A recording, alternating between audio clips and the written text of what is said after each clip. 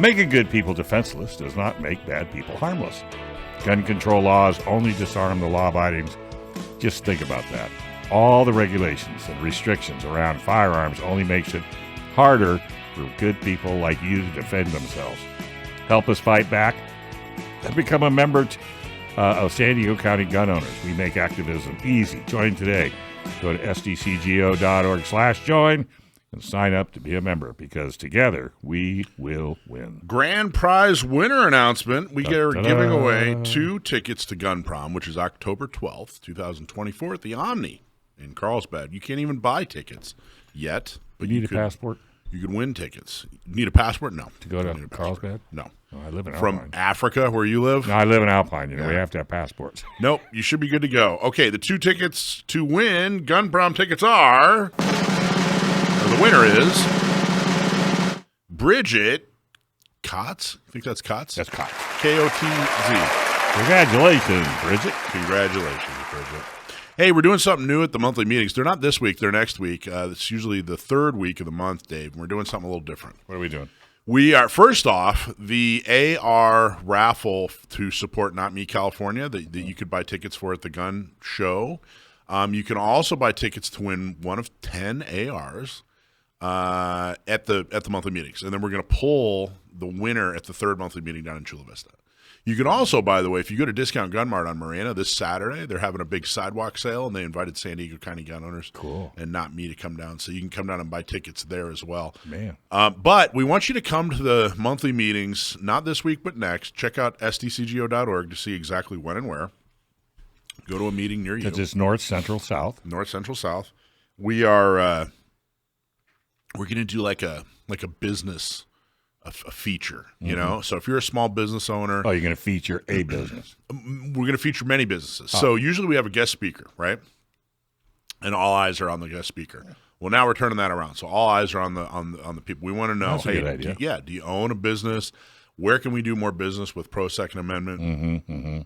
So think of it as a networking event. So if you need clients, if you want clients, if you want to do business with Second Amendment folks, whatever, all the above, any of the above, come to the monthly meetings. A little bit different this month, which we thought would be very, very cool. Then, of course, next month is Sexual Assault Awareness Month, which is we're going to definitely talk a lot about Not Me. We really want to build that program It'll be, I want to say it's the 5th. I think it'll be it's going to be the 5th anniversary. We rolled this out in April of 2019. Wow. Yeah, right? 5 years? 5 years. Well, radio is what, 8? But it's like 7. Yeah, like 7.5, something like that. Isn't that cool? Terrible. All right, so we had an election, and we did really well. The big goal for this election is, of course, there aren't really hardly any cities had a primary. Yeah, so tell people what you're talking about. What vote? Well, this was the not the general, but the primary election. Perfect. Yeah, the primary election. So hopefully everybody voted. We've been talking about it for months, and there was no primary for none of the cities have a primary. The city of San Diego and I think Chula Vista, but many of the cities do not. Many of the people who we endorse, they don't run until November. I guess is what I'm trying to say. But our big focus was trying to stack the deck for the Republican Central Committee. The Republican Central Committee. They're actually on your ballot. And what we want to do is we want to make that Central Committee, who is responsible for making the decisions for the local San Diego Republican Party, we want to make them pro-Second Amendment because, frankly, in the past, they haven't been all that. If it was convenient for them. If it didn't conflict with everything else on their agenda. And if I have to do it. Yeah, then maybe they'd say do or say something pro-Second Amendment.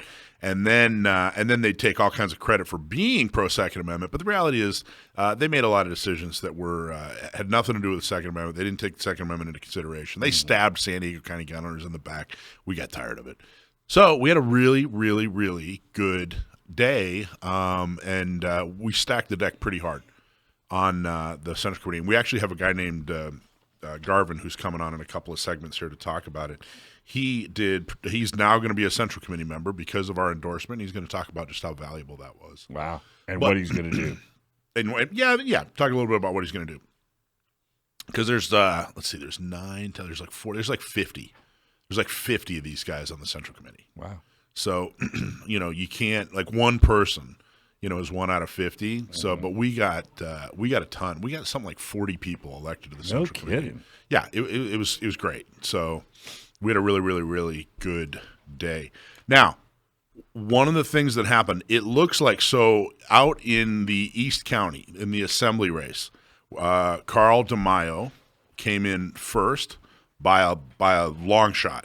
40-something% of the people who voted for Carl. But something interesting happened. The second place was the Democrat up until last night, 2 nights ago, when another Republican slid into second place, overtook him. So they're going to actually have two.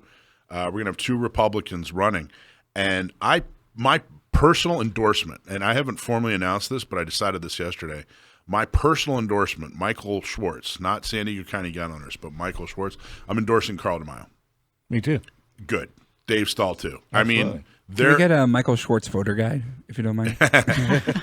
So we endorsed 3 San Diego County Gun Owners on our voter guide. We actually had 3 people in that district because what we do is at the state level races, we just show who like CRPA or some of the other state organizations had endorsed, and they endorsed 3 people. Mm-hmm. So 2 of the 3 people made it, but I am personally doing something very, very rare. I'm personally because you don't. I don't normally endorse people individually, but anybody. We have an opportunity to get Carl DeMaio into office. Can you imagine that? And it's there's nothing wrong with the other Republican who made it is Andrew Hayes. Good dude, very good guy, but he's not Carl DeMaio. I got to tell you, nobody in the county is Carl DeMaio. No, nobody touches the guy. Mm-mm. He has done more for the issues, for the party, for people around him, like San Diego County Gun Owners, than anyone by far. No. It's not even close. So we have. If he wants to run for office, I'm in. He's earned it. Kind of reminds me. What's that guy's name? Michael Schwartz? Not even close. I wish I could. I mean, with the amount of what he does, I mean, there are days, Dave, I wake up and think to myself, I got to at least try to work as hard as Carl DeMaio today. Well, it's a good goal. It's a good goal, but yeah. I say that all sincerity. I mean, you've worked your off for many, many years. Well, and that's true. And there's San Diego County Gun Owners has turned into a very successful organization against the odds. Totally against the odds. And there's like nobody's done more than Carl DeMaio to help support San Diego County Gun Owners. It's like Carl for politics. Hi, hey, Alicia. How are you? Glad to see you can make it. Thank you. Nice to be here. It's kind of like Steve Cohen and what he's done for news and for the kind of within that realm of their expertise. Yeah, that neither of them sleep. Truly. True. And the other thing is, and I've said this before, everybody in politics is like, hey, all right, yeah, cool, I'll help you. And then they got something they need. One hand washes the other, Mm-hmm. Not Carl. Mm-hmm. Carl's never asked me for a thing. I mean, he and I have made plans together like, hey, let's try to take over the Central Committee. But then if there are some, nuanced areas or whatever where we conflict, he says, no problem, I understand. He never tries to beat me up over anything or hold something. Or he's never promised you anything. He's promised and delivered, but never expected anything in return. You still have an old old Jeep? I mean? Yeah. He hasn't promised you nothing. But so Carl DeMaio, that's the guy. Congratulations, Carl. Congratulations, but man, there's a huge fight ahead. We have to make sure that Carl DeMaio wins. Yeah. He's my personal endorsement, and Dave Stahl as well. And we're going to be talking a lot about him. And I wanted to make sure. And there's going to be a nice, big, formal announcement where we talk about how. Yeah, he's probably going to be mad at you because you popped it out of the woods. I don't think so. You can throw my endorsement in there as well. There you go. We got 3. Hey, the trifecta. How about Brendan? Oh, sorry. I was busy. I'm busy with the song. Sorry. Yeah, he's got my vote too as well. Right. Well, I hope he has everybody's listening. I hope he has your vote. Go find more voters for him. Carl DeMaio has earned it. We need a guy like that in office. But we're not done yet. Right. We're not even close to this. This is scratching the surface. This isn't done. This is beginning. Yeah, right. For sure. That's because it's Gun Owners Radio, FM 96.1, AM 1170. The answer. Some comments here. We're talking to the Giza guy. The who guy? The Giza Dillon. Oh, yeah. Howdy. Okay, let's see. Mike White. Hey, Krabby Turtle. And Krabby Turtle. Hey, Mike. Hey, Gun Owners Radio. I also voted for DeMille. Thank you, Mike White. He was the right choice. Yeah, just to continue on with that, when we look at the other, what I mean by is he's done more is, as far as all kinds of different initiatives organizationally. He's gotten people together, and not just like taxes, but then also free speech stuff. So across the board, it's not just financial, it's not just social stuff. Yeah. He's done so much. Well, he's done all the groundwork. Also for the road and the freeway crap. Yeah. Oh, yeah. Down. The travel tax and everything. Right. He doesn't always win, but nobody does. Doesn't give up either. Doesn't give up, raises money, spends it right, supports people. There isn't another Republican like him, period. Right. There just isn't. And that's why they're going to come after him with guns blazing.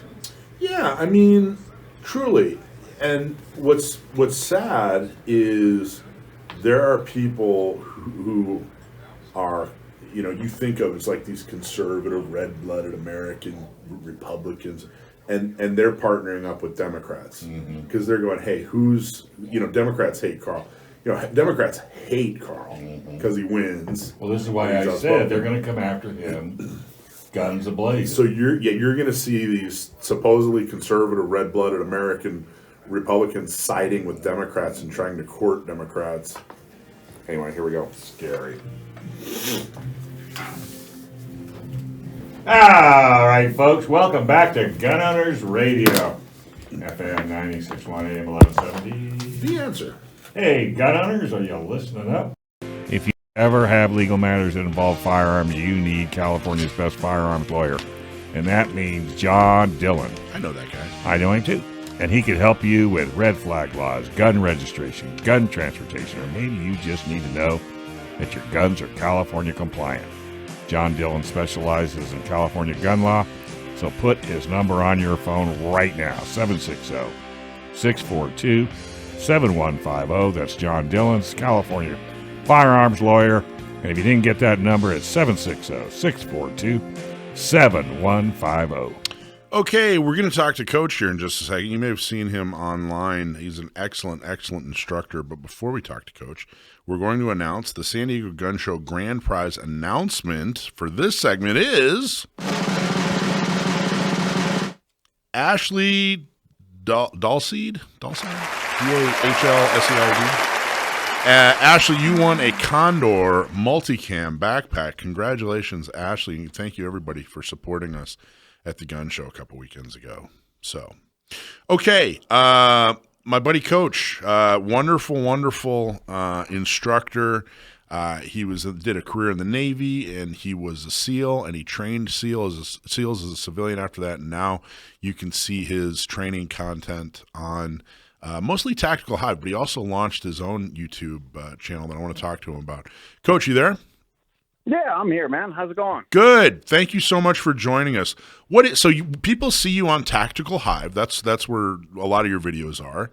But then you also, I think you launched your own channel too. Do you want to talk about that? Well, yeah, I started doing videos with Tac Hive about 4 years ago. Just, the idea is we wanted to bring, more instruction, more good gun information to the public. But they kind of need to do the entertainment side as well. So we start, branching it off into other things there. And I thought, well, I'm just going to do pure training. So I'm still working with them, still train with them, but I kind of do my own thing with PFI Coach is what my daughter said I should name. PFI Coach? What does the PFI stand for? Practical Firearms Instruction. Nice, so PFI Coach. Yeah, we're all about teaching, starting with the combat side first, and then talking about, because combat shooting is a little different than say target shooting. You're working from that the gross motor skills, right, rather than the fine motor skills of closing one eye and getting that good sight picture and all that. That ain't going to happen in combat. So we're just kind of skipping over that. We'll come back to that, but that's the instruction part. And then, gear reviews, just, hey, what I carry, that kind of thing. And I read the comments. Yeah. So people ask, and we'll shoot a video on it. Oh, nice. Now my daughter is my crew, so we're the expense account goes for one video a week about is what I can afford. My favorite gear video that you did, Dave. You want to guess what gear he was reviewing? That was my favorite video that he did. It wasn't food. Oh, well, then it has to be watches. It was watches. That's exactly what it was. All right. I was right. He did a whole review on his tactical watch collection, which I really, really liked. Oh, you had to do that, didn't you? Now he's going to start a tactical watch collection. So, anyway. Yeah, well, what, you don't have a tactical watch collection? Oh, don't right? start. Don't, this guy, how many watches have you got now? Well, I have like a dozen. I think How many arms do you have? Yeah, how many arms? Well, he is an octopus. None of them are really tactical, though. I have like this G-Shock, but even the G-Shock's kind of a dress G-Shock. It's not even a tactical G-Shock. But you're going to start, aren't you? He and I had lunch, and I made him bring his Arnie, which is the Seiko watch that we were talking about that Arnold Schwarzenegger You can't wore. afford a Seiko. I can afford an Arnie, I think. So anyway, I made him bring an Arnie to lunch. I said, I got to see your Arnie. He brought not one, but two Arnies. And he didn't give you one? No. And you're still letting him come on radio? But here's what we wanted to discuss. And I think, Coach, you're going to be perfect for this. What I've been thinking about doing, we're going to have a few more folks weigh in on this. I want to get some experts, some people that really know what they're talking about, to comment on the fact that a 1911 is over 100 years old. It obviously came out in 1911, coincidentally. And it's so far ahead of its time. We kind of look at it now as like, well, all right, it's a 1911. You got all these other SIG improved things, and H&K and Glock and whatever, and it's 100-plus-year-old technology and blah, blah, blah. But the reality is it hasn't changed a whole lot since it came out in 1911. And in 1911, this thing was practically a spaceship. In 1911, people were still using revolvers that we would never even think of using, like the old school, Army Colts or whatever, still kind of top of the line. And this 1911 came out and just totally changed everything. Just think of the technology it took to make it. It's amazing. And he was of course, Browning, was an amazing designer. But here's the thing. It totally changed everything, but it didn't change anything. It really didn't take over. Revolvers were still kind of the primary firearm that most people used when they grabbed a pistol for like another 70 years. And it still is, depending on what generation you're talking to. They're still very, very popular. Right. So my question to Coach is this. Considering what a great design the 1911 was at the time, and considering how ahead of its time it was, I mean, you're still not out of date if you're carrying a 1911, why did it take, in your opinion, Coach, how come it took a good 70 years for semi-autos that were really kind of based on the 1911? Why did it take 70 years for revolvers to start to phase out if we had such a good design in 1911? Well, okay, so back to the 1911. All right, you mentioned that it was like a spaceship, but you think about every gun, every autoloader that you can buy pretty much right now has a slide configuration just like the 1911. That tilt barrel design, it just got better. They made little improvements here and there, and so that's how your modern even striker fire, doesn't matter. It all has a slide. You think about the contemporary to the 1911 was the Luger. There's no slide on a Luger. It's that complicated lock work, the toggle, action and all that. Mm-hmm. So if you look at the 1911, it is the grandfather. All guns that we have now, a Glock is a descendant of that 1911. So now to answer your question, what I think, the military rolled over to semi-automatics. Okay, but cops, they stayed with pistols for the longest time, or revolvers, sorry. So revolvers are simple on the outside. There's a simple manual of arms. You squeeze the double action trigger and it goes bang, 5, 6, 7 times, however many in the cylinder. If it doesn't go, you squeeze it again. Okay, whereas automatics, they're more simpler on the inside, but there's more to their manual of arms, loading it, the springs in the magazine. If you have a malfunction, you actually have to do something to get it back into action. None of that is you have to deal with a revolver. So I think that's what kind of took that time. Plus, cops shooting is not the cop's main job. You know, he's out there writing tickets, in a presence, you know, solving crimes, whatever cops do.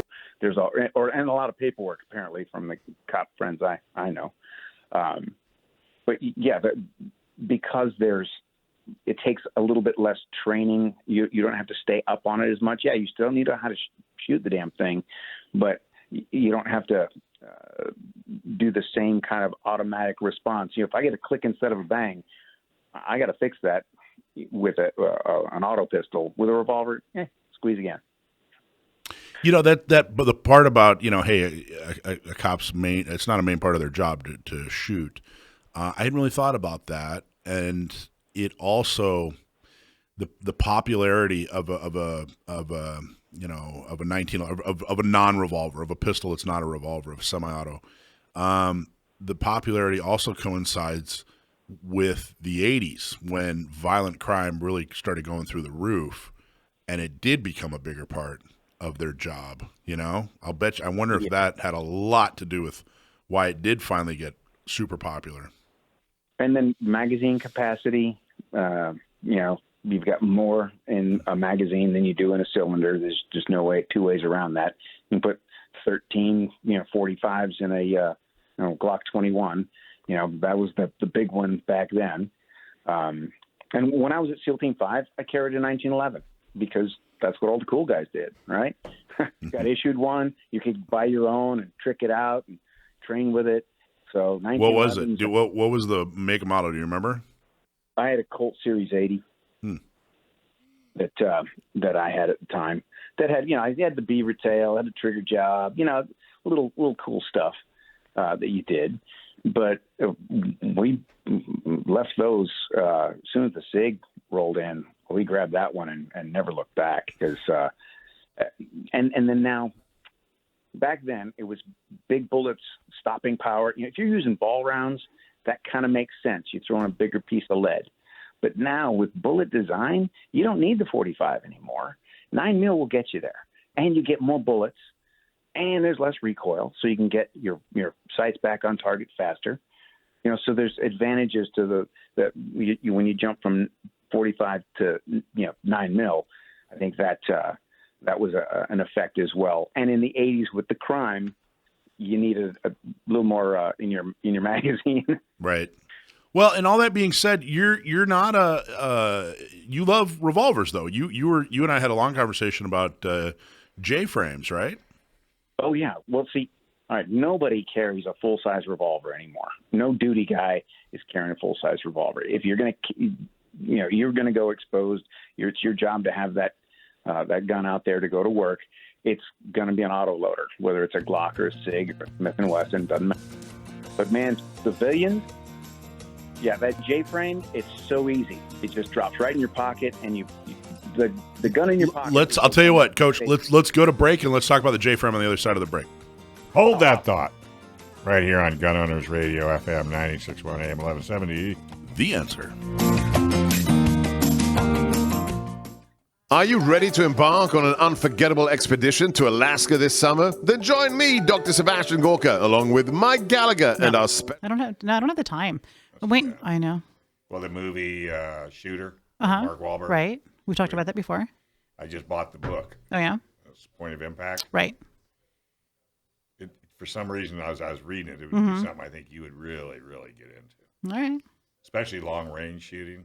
Yeah. All the different things that you have to think about and what you have to do, and you have to do it in your head. Oh yeah. Well, there's calculations you do with offset, depending on what you know. Yeah. But the only thing is, the only thing is bothering me about this book, and I'm just going to tell you up front. We'd be talking about Bob Lee Swaggart and all this. Okay. And then the next paragraph, he talks about Dallas, Memphis. It was the FBI agent. Okay. And then he goes here, and then he goes here. He's telling two stories. ADHD. Mics are open. Hey, so Thor. Hey, man, nice to see you, Thor. We all know Thor. He was at the gun show. He was been at every gun show. Let's see, Thor. What's his question? He didn't have a question. He's just saying hi. Said hi. Mike White has a Citizen Blue Angel Eco Drive. Nice. Do you have one of those? I have a couple of Citizens. I have Eco Drives. They're all Eco. I think they're all Eco Drives. And that Eco Drive is actually a really, really impressive movement. Citizen's kind of its own animal. How many watches did you have to move forward? Yeah. Well, I don't.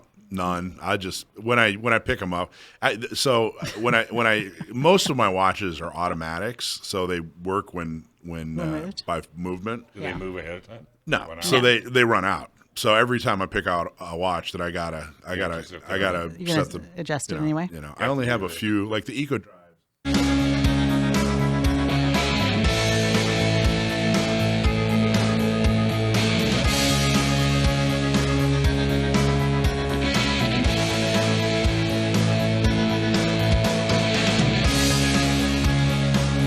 All right, folks, welcome back. This is Gun Owners Radio, FM 96.1 AM 1170.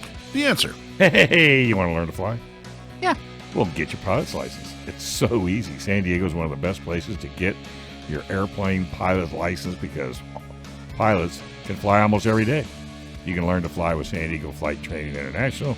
Gun Owners Radio listeners and only get a 1 hour ground school, 1 hour flight with an instructor, and they let you fly. This is a $400 value. You'll get it for $350. Just give them a call, 858-569-1822, or go to Learn to Fly with SDFTI. Call 858-569-1822, and make sure you tell them you heard it right on Gun Owners Radio. All right, we're talking to Coach. He's a firearms instructor, and like I said, you've seen him on Tactical Hive, and you probably know somebody.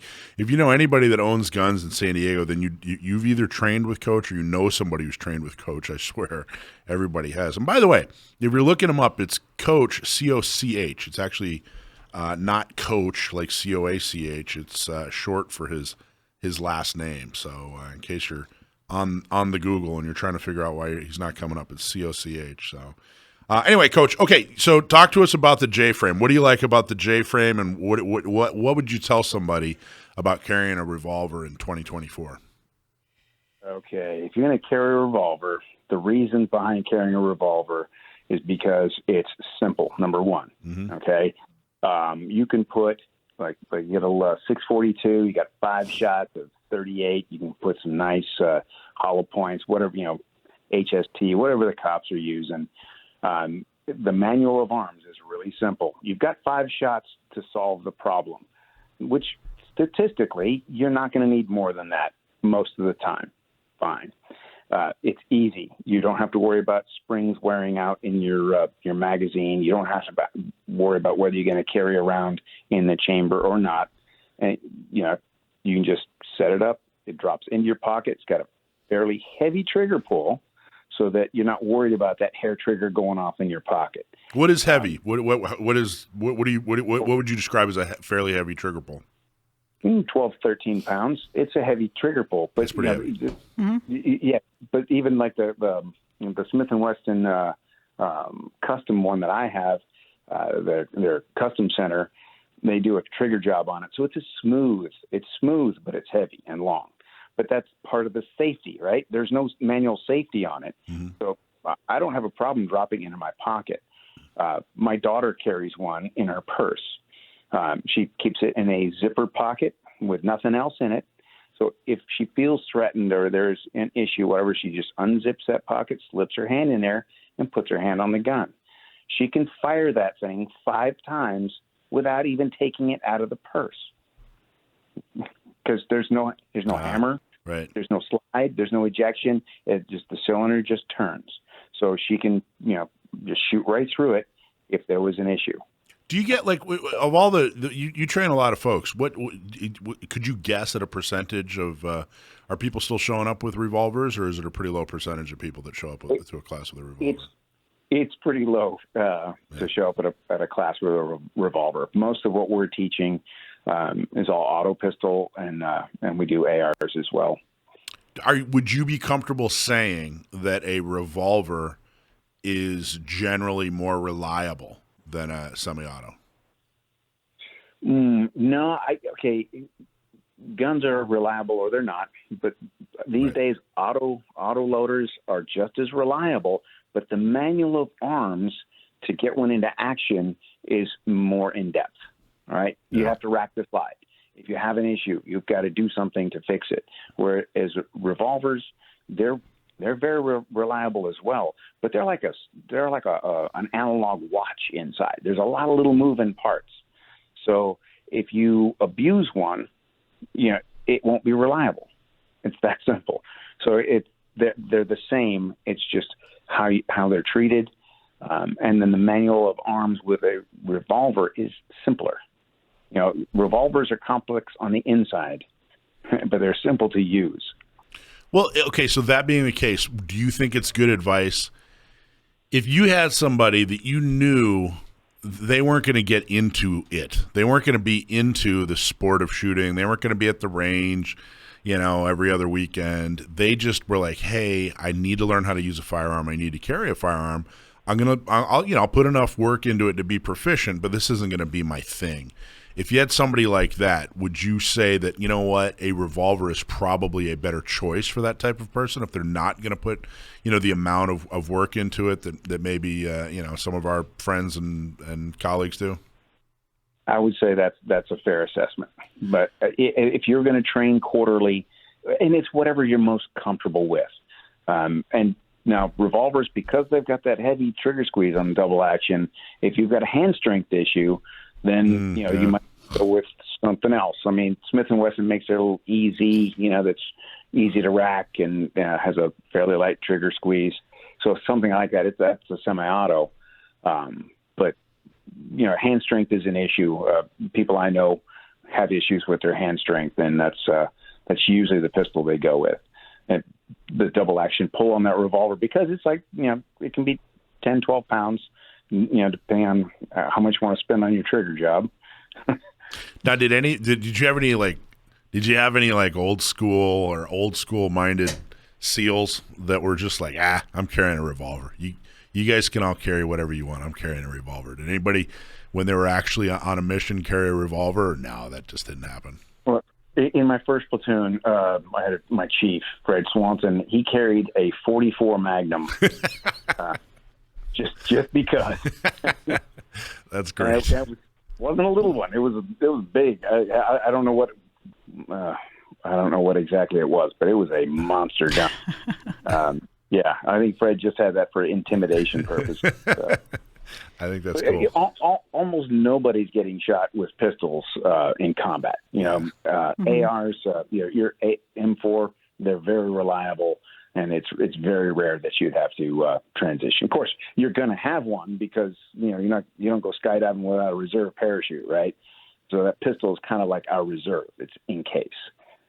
Yeah, I had a buddy who he retired as an 04 in the Army. He actually worked his way up from an E1, and he was like an 02, 03, and when he went over to Iraq and came back, and he and I were talking.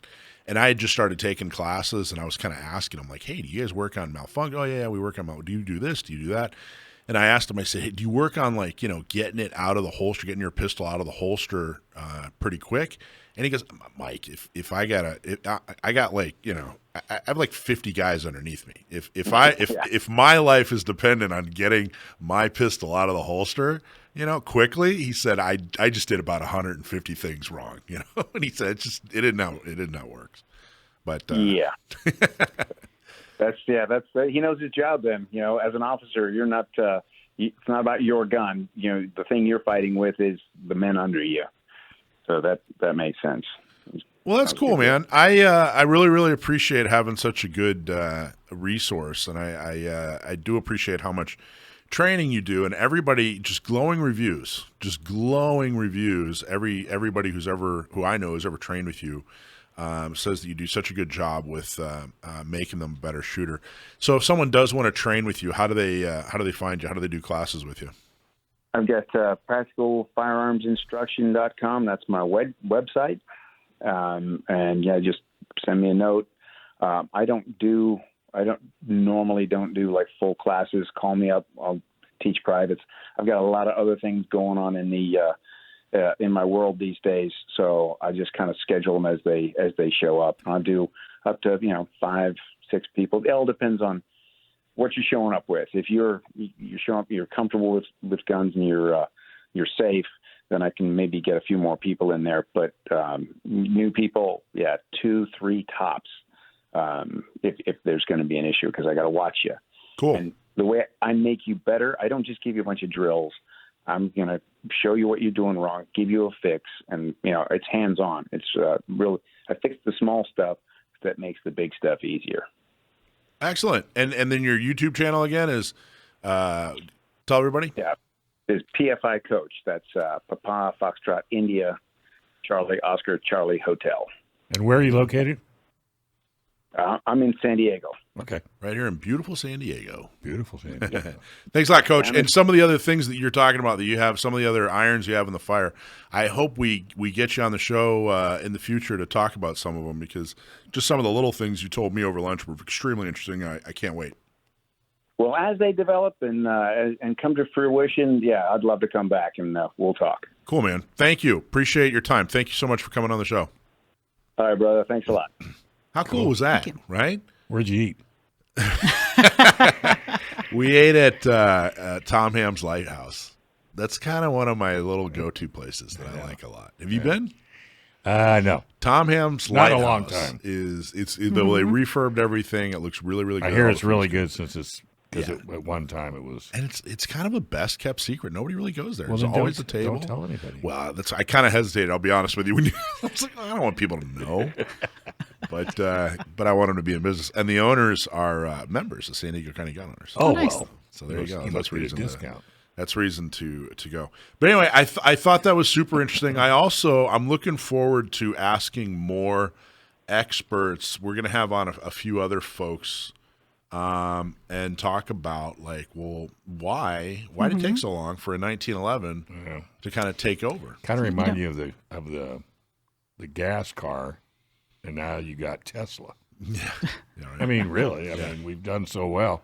And I personally, if I had my druthers, I'm a revolver guy. Oh, I thought you were going to say you're an electric car guy. No, God no. So I have my grandfather. Was a San Diego County deputy sheriff, and I have his old service weapon. It's a K frame. It's not a J frame. But I'm not in general a revolver girl, right? I do much prefer some automatics. I will tell you, it is one of the most accurate guns to shoot that I have. Yeah, I had I had a Colt, a 38 Colt revolver that was my dad's, and he got it from his uncle or something, and I couldn't. It turned me off to revolvers. Why? Really? It bit me. It bit me a couple times. You're holding it wrong. Yeah. I don't think it was the best design in the whole world. And I don't know. I just I got into Glocks. Well, where did it? I mean, the hammer bit you? The back of the hammer. There was a gap between the back of the not the hammer, the trigger. Yeah. There was a gap between the trigger and the frame. And if you weren't holding it right, it'd bite you. And I got little love marks. And I was like, well, this stinks. I don't like this at all. Knock it off, dude. All right, let's take a break. It hurts. This is Gun Owners Radio. We're going to go put a Band-Aid on it. FM 96.1 AM 1170. The answer. When it comes to making plans, you are the best. What about those round trips that you plan? Wants to donate them? He doesn't know how to get him to California. How to get them to California? Well, they're in Minnesota. We'll talk about that. And I don't know. How many 1,000 pounds of ammo? Yeah, we'll talk about it. Jesus. I don't know if there's a legal way. It's in the honest, sincere, legal answer is it depends. Yeah. And he's got 400 pounds of coins.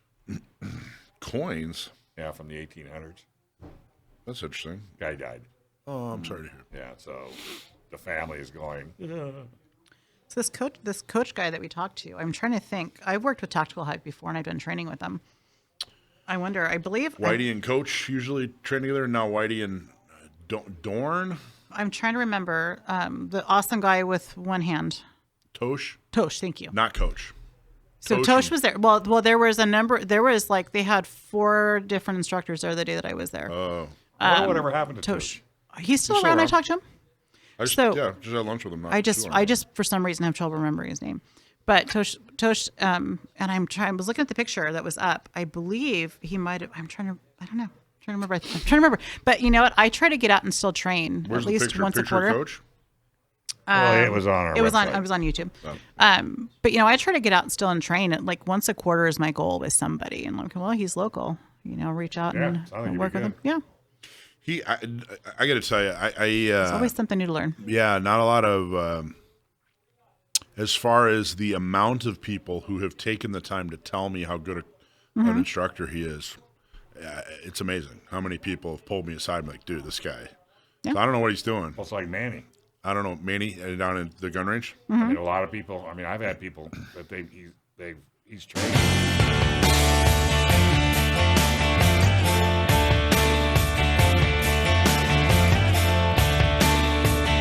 Hey, folks, welcome back to Gun Owners Radio, FM 96.1 AM 1170. The answer. Hey, Riverside. Hey, San Bernardino. Hey, the gun grabbers are getting even more desperate. Let's face it, all these laws disarm only the people that would use a gun to defend themselves. But fight back and do something to defend your Second Amendment right. How? Join Inland Empire Gun Owners right now. We're growing the 2A community and are getting more pro 2A officials elected. Membership's only $10 a month, and joining is easy. Just go to iegunowners.com/join. We have a special guest. We do, but I got to answer a question here first. Lucas Dane, will the raffle from the San Diego Gun Show be announced tonight on your show? There are actually a couple different going on, but I think you're talking about the Not Me CA raffle. The 10 ARs. 10 ARs. Mm-hmm. We're actually going to pull that on the 21st at Labella's in Chula Vista. That's our South County meeting. So check out our meetings the week of, let's see, it would be the 21st, the 20th, and the 19th. 19th is North County at North County Shooting Center. The 20th is Discount Gun Mart on Morena. On the 21st is Labella's Pizza down in Chula Vista. You can also buy tickets. We're also going to be at Discount Gun Mart at their sidewalk sale. On the 16th. On the 16th. Yep, big sale at Discount on Morena. So we'll pull it then. Okay, So just wanted to answer your question. So we had an election, and like I said in the first segment, we did really, really well. San Diego County Gun Owners did well, particularly when it comes to the Central Committee. But I don't want you to take my word for it. I've asked Garvin Walsh to come on. He's one of the people who is newly elected to the Republican Central Committee, and he was endorsed by San Diego County Gun Owners, so I wanted him to come on and talk about it. Garvin, how you doing? I'm good, Michael. How are you? You bet, man. Thanks. I'm doing great. Thanks for coming on the show. So how did the election go for you? Well, it went well enough that I owe San Diego County gun owners and a lot of San Diego County gun owners themselves a big vote of a big expression of thanks. I had an endorsement from the gun owners and did very well, as did the others in my district who were endorsed. And, I think that illustrates how valuable the gun owner's endorsement is. Well, you had some kind words to say, and I think you're right, particularly in your district. We did really well. Your district, by the way, is district. It's the same district, D3. It's the same district as the Supervisors have, and District 3 currently has who's their county board? Who's your county board rep? Tara Lawson-Reamer. Tara Lawson-Reamer, who is absolutely horrible in about 47 different ways. So your district is going to be crucial in this election cycle. We're looking to elect Kevin Faulkner, who we've endorsed, because we want to bring some sanity back to the county board. But the reason I'm really talking about this, your district has what? Del Mar, Encinitas, right? What are some of the other Rancho cities? Santa Fe, Carlsbad. It has some of the, what I refer to as the backcountry adjacent to those areas. But it's with the exception of Oceanside and Camp Pendleton, it's pretty much north coastal. Solana Beach. Yes, exactly. Cardiff. Not exactly what you think of when you think of, it's not exactly what you think of as a Second Amendment stronghold. Absolutely. And I live in Encinitas in Cardiff, and which some people jokingly refer to as the People's Republic of. Yeah. It's definitely not a Republican stronghold. And, if the outcome of this election depended upon A, my visibility locally, and B, Republicans locally, I would have been a footnote in the whole equation. And instead, with your endorsement and also that of Reform California and a couple of smaller ones, I ended up in second place. Melanie Burkholder, who was the top finisher, also had your endorsement. But she has also, to her own credit, she's been an office holder. People have pulled the lever for her beforehand. It's easier to do that the second time. You recognize the name. And, so she took top place, but lo and behold, this old-timer newcomer, ended up in second place. And I think, I did a little quick calculation in a mini spreadsheet, and the difference, the top four finishers were all endorsed in my district, were all endorsed by the gun owners. Mm-hmm. And with one exception, most of the rest of the finishers who were successful were also endorsed by Carl Tamayo's Reform California. The difference between the average vote for those Tamayo endorsed candidates versus the San Diego County gun owners endorsed candidates was about 2,500 votes out of, in my case, about 18,000.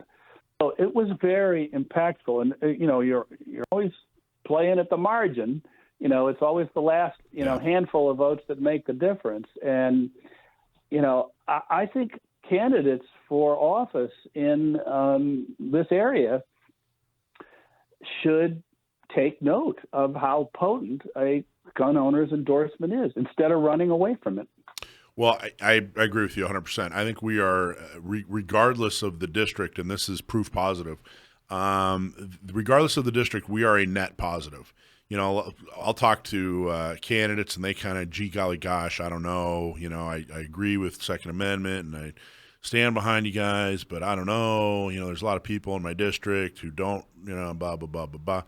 You might lose some votes. There might actually be some people out there that say, hey, I was wholeheartedly going to vote for this person, and now I am not because of San Diego County gun owners. But I think, and I've seen, and the numbers tell us, that especially now that we are such a big organization and we're actually taking the steps that it requires to get somebody elected, that you're going to pick up far more voters than you are going to lose. Far more voters than you're going to lose. Because there are so many people out there, no matter the town, no matter the area, who care about the Second Amendment, and they don't have anybody to vote for. That's their issue, is the Second Amendment. Yeah, they care about whatever other is out there, but their hot button issue is the Second Amendment. I mean, that's not unusual. That's not something that people should be surprised by. I mean, it's just like it is across the entire U.S. So, Garvin, what inspired you to run for the Central Committee? What was the catalyst?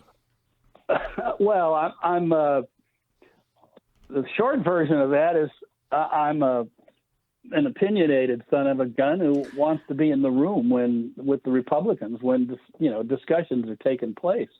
But I've had my career is behind me. I have the time and I still have some energy, and I spend a lot of time trying to figure out what I should think.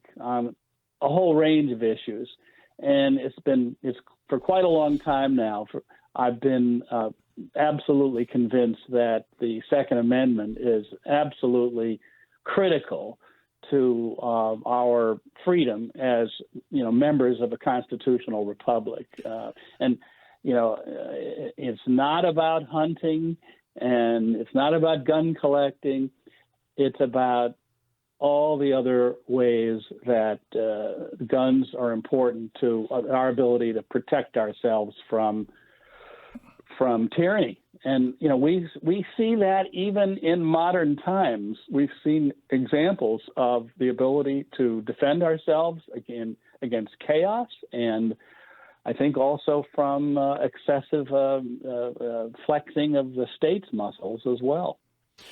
So I've always, since you and I first met, I like how thoughtful you are on things, and you actually go and look at data, and it helps you form your opinion. And I like the fact that you've just given a very pragmatic reason that people should support, San Diego County gun owners, being involved in politics, and you've also given a philosophical reason on why it's important to you. And I got to tell you, we definitely needed a whole lot more of that on the Central Committee, and I'm glad that we're getting that with you. So thank you so much for stepping up and running, and congratulations on winning. Thank you, and I do appreciate the endorsement a great deal, as I do Carl's endorsement. I wouldn't be talking to you here today if I didn't have the pair of those endorsements.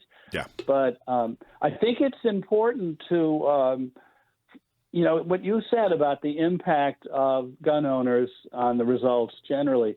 I think that's even more relevant in the general election. Here, in a primary election, you're kind of preaching to the converted. But in a general election, we can't lose sight of the fact that there are lots of independents and lots of Democrats for whom gun ownership is important. And, they can cross over party lines or tilt from the middle to, a Republican candidate, or I should say a gun owner's endorsed candidate, I do know. I think it's very critical. well put. Awesome, Garvin. Thank you so much, man. I will talk to you soon. Let's talk more in the coming months on how we can get Tara out and Kevin in. And let's talk. I know I'm going to see you at Gun Prom, and I'm sure I'll see you at some of the meetings. And just thank you so much for stepping up. Rather than, you could easily just go hang out on the beach and every day's Saturday, but instead you want to make the world a better place. And I think that's important. Thanks. Thank you. Thanks very much. Yep. Goodbye. Bye. Bye. So that was cool, right? Absolutely. Yeah. Mm-hmm. I got to tell you, Tara Lawson-Raymer, I don't know if you're somebody went into the meeting and they were like, "Hey, we found your picture on one of these dating apps, and it's frankly pretty gross." I'm going to see if I can hold this up to the camera. Can you see this, Dave? So she's all lounged, all splayed out. Yeah. And then that flower, they actually put that over. That's her kid. She's on a dating app, all lounged out, all sexily, with her legs spread, with her kid sitting right there. And so the person who found it had the decency to cover the kid's face. She's about as gross and weird as they come. Let's get Kevin elected. Let's do that. Right here on Gun Owners Radio, FM 96.1, AM 1170. The Answer.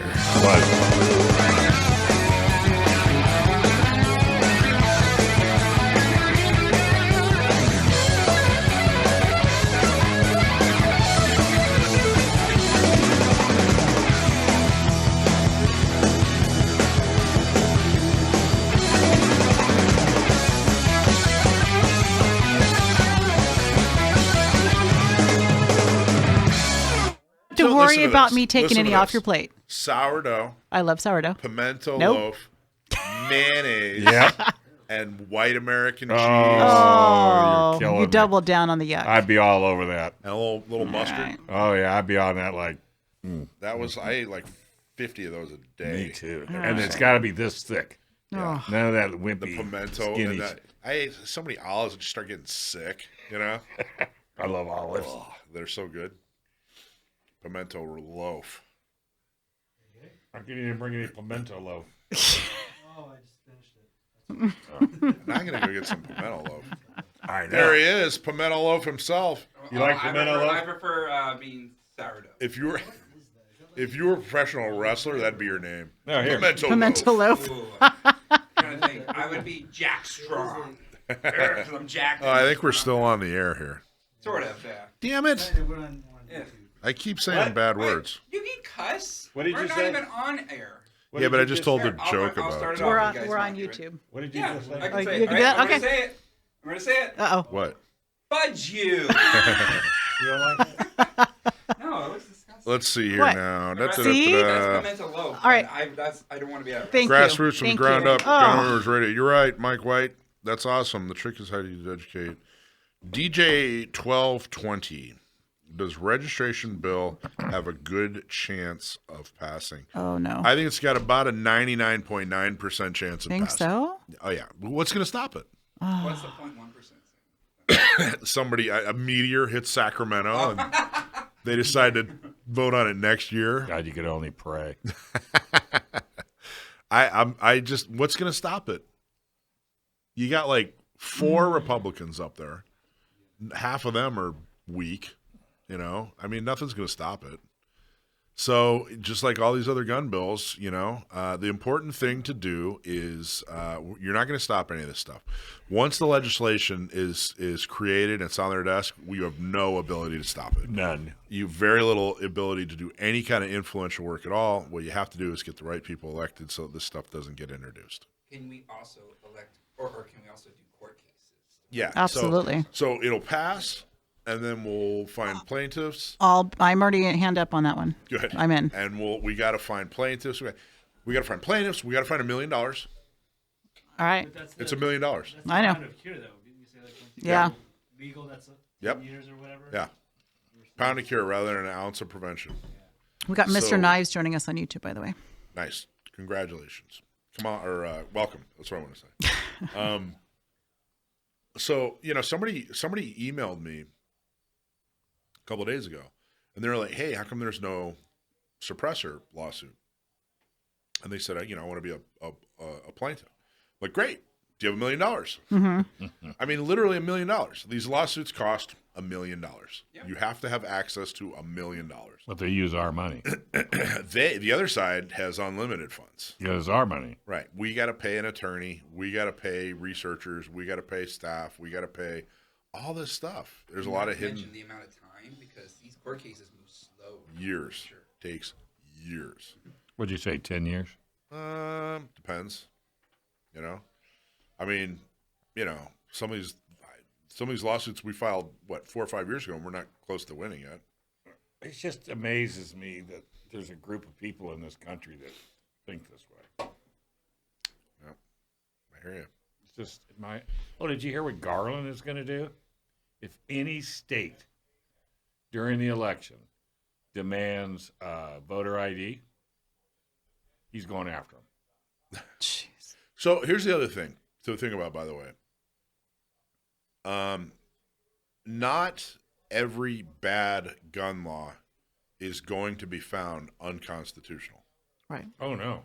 So just because we don't like it Doesn't mean it's going to be. doesn't mean it can win in court. So there are a lot of Because everything is it's supposed to be by the Constitution.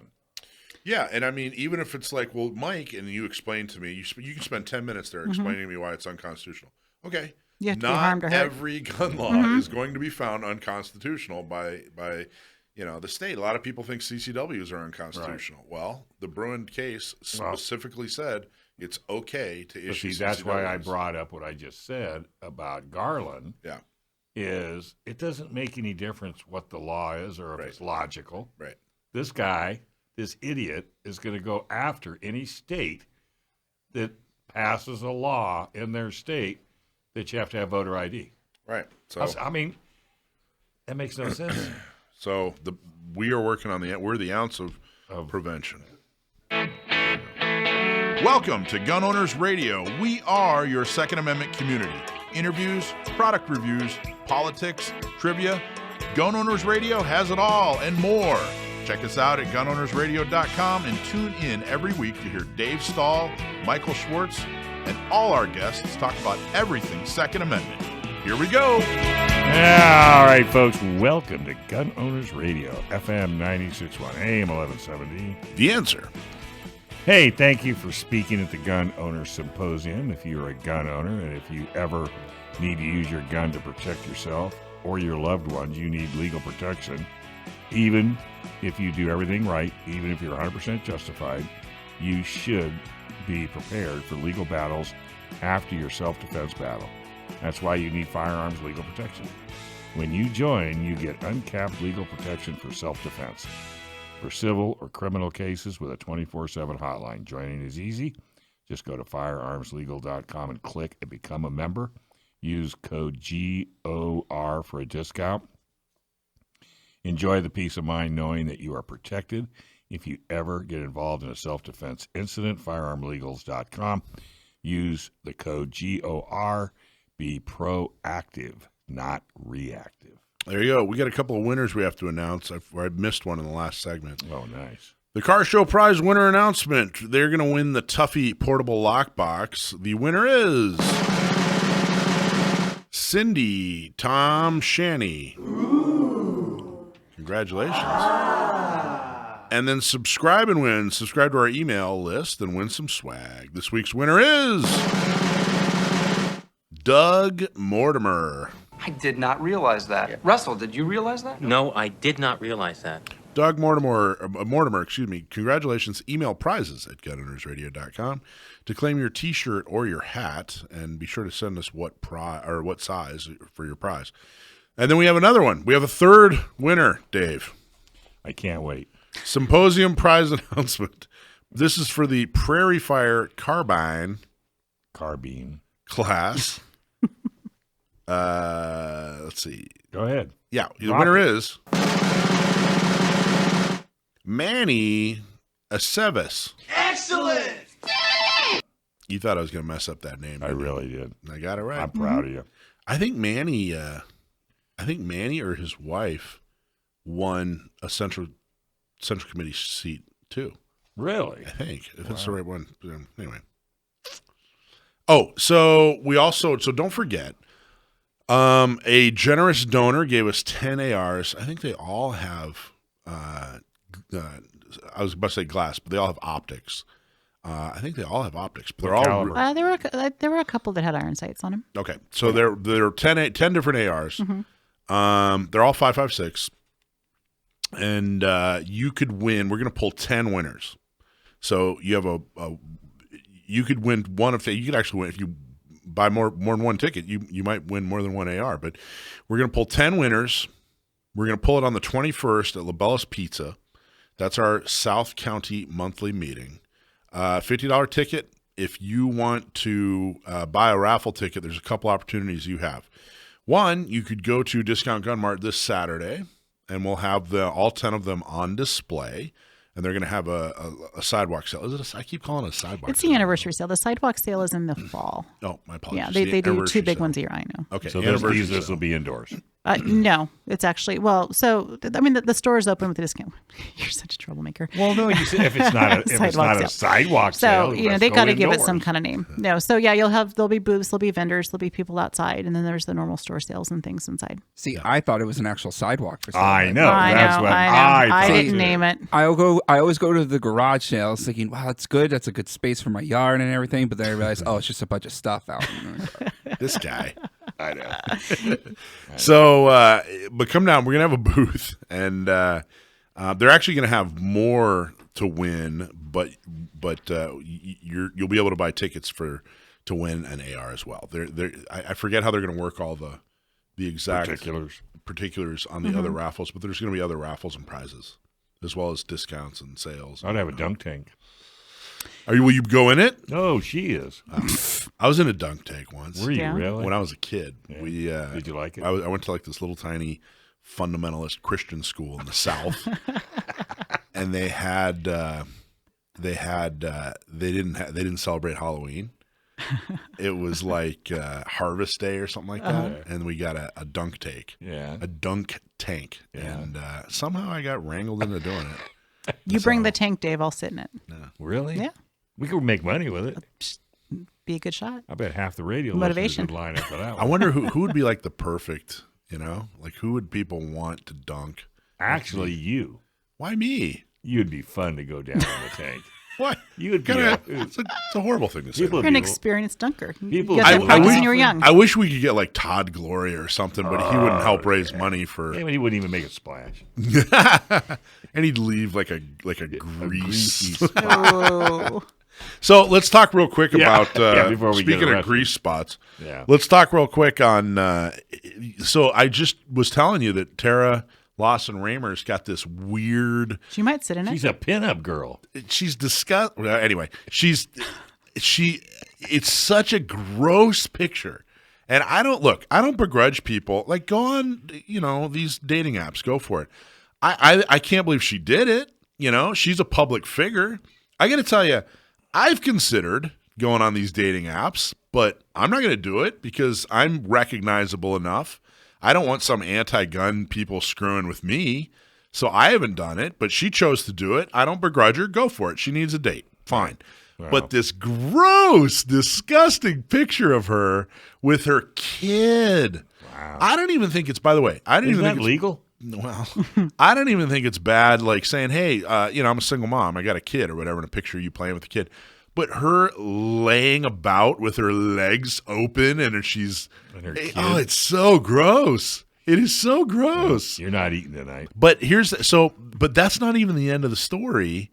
Why would she? So the other, Nora Vargas, she's being sued by a guy of Asian descent because they hired him and then fired him, and he heard them use a racial slur against him. Right.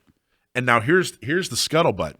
The scuttlebutt is, that's the you know what scuttlebutt is, don't you?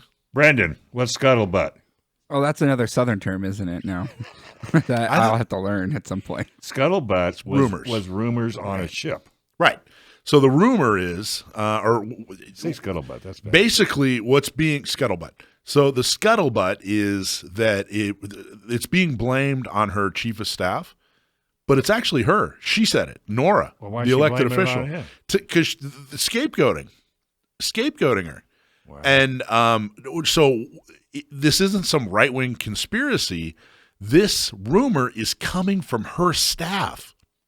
Her staff is saying, it wasn't the chief of staff. She's taking a fall. It was her. She said it. Nora Are they going to take her to court? Well, yeah, there's a lawsuit, but then the chief of staff is also getting a new job out of the office, still with the county, and her compensation, $250,000 a year.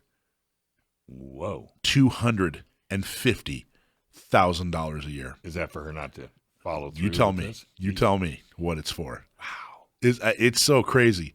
And then she might know Fanny. Yeah. And then the other Democrat on the county board, Monica, I always forget her name. Montgomery Stepp. They're all on the same board? Yeah, they're all on the county board. They're all relatively, well, they've been there a couple of years now, but the Monica just got on, and Monica is, she's the one that voted for the more gun stuff, more anti-gun stuff. What trouble is she in? Mm-hmm. So somebody came up and they were complaining about whatever, and she was just basically saying, "Let's step outside." She was like, "Look, you want to? I'm not going to say what I want to say here or do what I want to do here on the mic. But let's step outside." I played the clip last week. Yeah, that's right. It is such a circus, and the funny thing is, it's been a bit of a circus at the county board, but it was the people coming and talking about chemtrails and whatever. But now the circus are the three Democrats on the board. Wow. And I'm not a Republican. No. I'm nonpartisan. And I say a lot of scathing remarks against Republicans. But I'm telling you right now, the Democrats said, hey, trust us with the county. And then, boom, it's a majority county or a majority Democrat on the county board. And these three are an absolute circus. They are the three-ring circus that is the county board of supervisors. No decorum. Nothing. There's no class, no decorum. They're horrible, and it's hilarious. They wouldn't ask you to go outside. Well, I don't want to go anywhere with any of these three. Jeez. What a threesome. All right, hey, folks, we're going to take a quick break. This is Gun Owners Radio, FM 96.1 AM 1170. The Answer. We all know that aches and pains come with simply getting older, but it doesn't mean you have to. Sandwich? Yeah. I don't know if it's a military term or. I don't think a soup sandwich was. But I heard it from folks in the. Hey, Brendan, how about a soup sandwich? No thanks. Already had lunch. Yeah. Yeah. You've discussed that with me. I was trying to look up some other Navy terms, but something's there. I know what the deck is. The floor. Yeah. Scuttlebutt. Scuttlebutt I haven't heard before. I have to talk to my dad about that. Yeah. My dad was in the Navy. He never told me these terms. I know the military alphabet by I don't even think he talked to you. Look at this. Some guy named Tom Swan. Welcome, Tom. Listen to this, Dave. I saw that comment when it came through. Dave looks 10 years younger with a ball cap on. Look at you. He's saying. Thanks, man. Yeah, Appreciate it. He's saying you look like 85, 80 years old with a ball cap on. 72. Also, that's a very cool hat. Anyways, Indian motorcycle. That's right. Well, we had a crazy ass show Navy today. talk. Oh, yeah? Tom, are you in the Navy? If you got, Tom can hear us. Tom, were you in the You ought to Navy? meet Sarah. Everybody somebody list a military or a Navy yeah. term or a military Wow. term Oh, yeah? Yeah. that we can ask Brendan about. If you guys are listening. Do Southern terms as well. Southern terms. Southern terms? Huh? Dave and I have been going back and forth for Oh, yeah. On Southern terms? Is cat's meow, is that just old or is that Southern? No, that's Southern. that Cat's Southern? meow. You're as Bee's cute as a- knees. Bee's knees. Yep. Cute as a button. Yonder. Do you know what yonder Yonder. means? What was Knee high to a grasshopper. Yeah. A month of Sundays. Month of Yeah, month of Sundays. Sundays. Yeah. What's another one? What goes on and on? Oh, it's just crazy because Oh, you know what? John Dillon hasn't called me. What? we have had so much fun with this because there's a guy that's on that reel, and he's a real heavy-duty Southern boy. Mm-hmm. And he says, "You come over next to me, I'm gonna hit you so hard your glasses are gonna be contact lenses." And he just.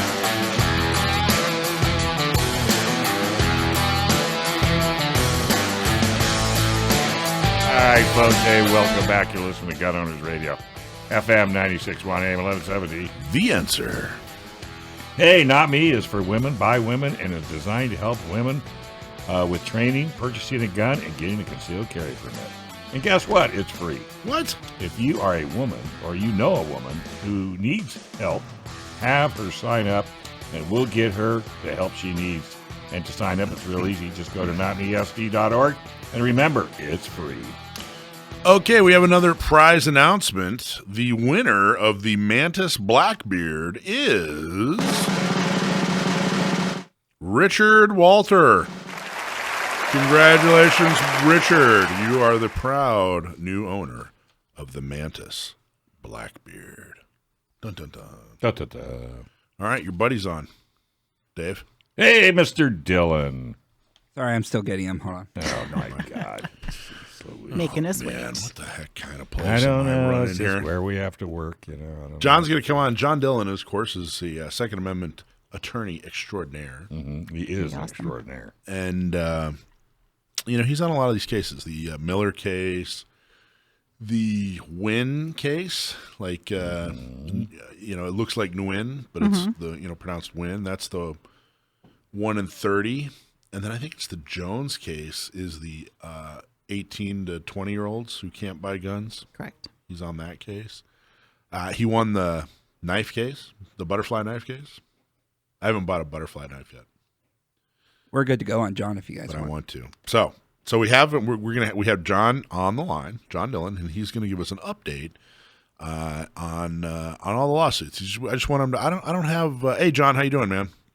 Good. How are you guys? Good. I don't have a specific agenda or set of questions. I just, it's been a couple of months since we've had you on, and I just want you to touch on everything. Yeah, we just want to hear your voice. Talk about it all. Yeah, just where is mainly what I think what I'm getting asked a lot, and I think what people want to know is, where are we at with these different cases? With all these cases, the Miller case, the Nguyen case, the Jones case, the da-da-da, all these different cases, where are we at? How, what's the next step? So why don't you pick a case and just tell us, hey, man, here's where we're at with that. All right. So basically, if you're wondering about any case there at home, you can generally just assume we're waiting on the Ninth Circuit as an overall general theme here. There's the en banc court that has, taken a number of cases in the Ninth Circuit, and that's the 11-judge panel. So there are a number of cases that are, pending that type of decision. But let's go. So some of the bigger ones, we have the Miller case, the assault weapon challenge. Mm-hmm. We had our arguments on appeal in January. And unfortunately, the court, the Ninth Circuit, they stayed the case pending the decision in Duncan. Now, the Duncan case... But before you go there, so what is that? So they basically said, look, Miller case, when it comes to assault weapon ban, okay, we're putting everything on hold. We're not going to rule either way. We're not going to say it's constitutional, it's unconstitutional. We're not going to do anything until we hear the results of the Duncan case, decision. Right? Is that... so they pressed the pause button. And essentially the court's like, well, the Duncan case, which is the challenge to the magazine restrictions in California, that case is being heard by the en banc panel, the 11-judge panel. And so the normal panel of judges in the Ninth Circuit, the 3-judge panel, they're like, well, if, there's going to be some similar questions that are going to be answered by the 11-judge panel in Duncan, so let's just wait to get their opinion in the Duncan case, and that will inform our decision in the Miller case. That was what if reasoning there. What if the Duncan case doesn't go our way? What if the Ninth Circuit panel says, it's totally constitutional to ban accessories, et cetera, et cetera?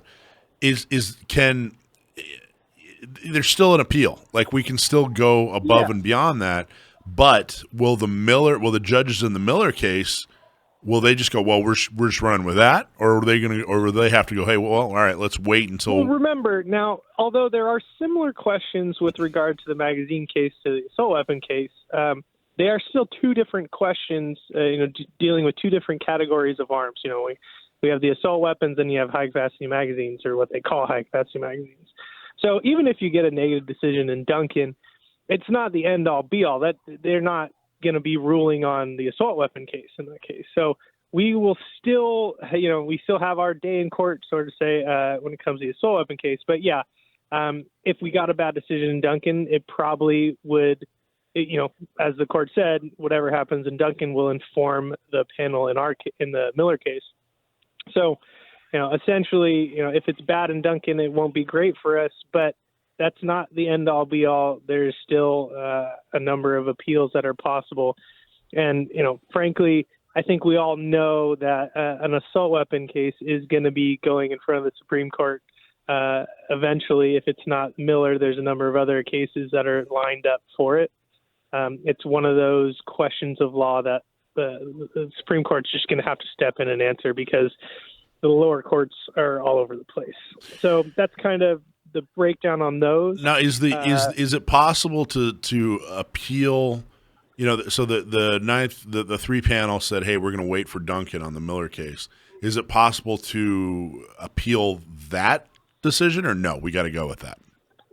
Technically, it would be possible to appeal the stay, but you're not going to get anywhere with that. If a court stays a case, it gets stayed, and then unless it's been just an extraordinary period of time that a case has been stayed and the reasoning behind putting a pause on the case has disappeared, you wouldn't make any motion to try to lift the stay, but you can in certain circumstances. Okay, so in this case, it's just better to let the Duncan decision come out and then deal with whatever that is. Deal with it. Okay, so Miller case, waiting on the Duncan case in front of 11 judges on the Ninth Circuit, and we're waiting for that. And I don't know. What do you think the timeline is on that? 3 months, 4 or 5 months? Yeah, I think it's about there because they have the briefing and everything, and there should be oral arguments coming pretty soon. Okay. Other cases. So I'll throw in another one of mine that I actually was dealing with last week. This is actually a little bit different than people are normally used to, but this is a knife case where we're challenging California's prohibition on switchblade knives. We actually filed our motion for summary judgment in that case last week, and the state also filed a cross motion for summary judgment the same day. So we're lining up to have finish the briefing on that and do oral arguments in April. And essentially, you can't own, possess, transfer, buy, sell switchblades in California that are over 2 inches. And anyone who's ever held any type of pocket knife will know that it's the most moronic restriction on knives you can possibly think of. A switchblade, just a pocket knife. And so we're pushing that forward and getting that through. And, although when people think of, firearms laws or gun laws, or Constitution, when it comes to the Second Amendment, you don't really think of knives, but the simple fact of the matter is there are arms, and, a good decision on knives is a good decision on arms in general. So we're looking forward to that one. Me too. Okay, so can I buy? I'm being totally serious. Can I buy a butterfly knife in California yet, or no? I still got to wait. No. Okay, so that's the Teeter case. That's another one. Oh, that's the Teeter case. Oh, my apologies. Yeah, so okay. that came out of Hawaii's prohibition on butterfly knives, but the Ninth Circuit ruled in the plaintiff's favor, saying, "Oh no, butterfly knives are in common use." Now, the funny thing is that this may be why you were confused. Is under California law, there's no legal difference between a butterfly knife and a switchblade. Oh, I see. So that's probably where the crossover was. So can I buy a switchblade? Not the only switchblades you can buy in California have to have a blade under 2 inches, so 1.9 inches long, which are my kid would complain. My 6-year-old would complain if I handed him a pocket knife that small. It's like Can't even peel an apple with that. I know, it's like a toothpick. Like, what am I going to do with that? I don't even want a switchblade or a butterfly knife. I just want a switchblade and a butterfly knife after we win. Mm-hmm. Yeah. So, well, there you go. All right, what's the next case that's up? Well, we also have another thing coming up in the Chavez v. Bonta case. That is the challenge to California's prohibition on 18 to 20-year-old adults from purchasing firearms. So we'll be submitting motions for summary judgment in that case in the next week and getting that case moving forward. If people don't recall, that one's gone up and down and had all sorts of things go on when it comes to motions and preliminary motions and going to a court of appeals. But we initially lost a preliminary injunction almost 3 or 4 years ago now at the district court. We went to the Court of Appeals and had that decision reversed by the Court of Appeals. Then everything went back down to the district court. We had the Bruin decision come out, where we then had to submit all new briefing to address this new standard of Second Amendment constitutional law. Then we submitted another preliminary injunction after all that briefing was done, and the court actually denied that one as well, even under the new standard. And you could guess that I disagree with that decision vehemently. Because if you look at the historical justification that the state tries to bring to justify prohibiting legal adults that are 18, 20 years old, there's just no historical justification whatsoever in this country's history. So we're moving that case forward. We're going to get out of the district court one way or the other and get a decision on appeal, most likely. Good. That's awesome. I think it's enormously important. I mean, if you're 18, 19, or 20, you're an adult. And if you're an adult and you're in America, your rights are protected. And the Second Amendment's not a second-class right. Yeah, and to give you a good example, so the way the state puts it is, a part of the law says that you cannot buy any semi-automatic centerfire rifle if you're 18 to 20 years old. Doesn't matter if you have a hunting license, doesn't matter if you have anything, can't buy one of those unless you become law enforcement or active military.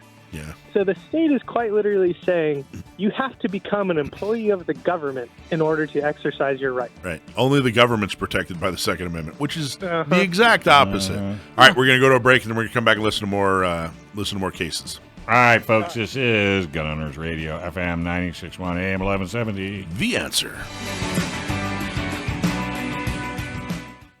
We all know that aches and pains come with simply getting older, but it doesn't mean you have.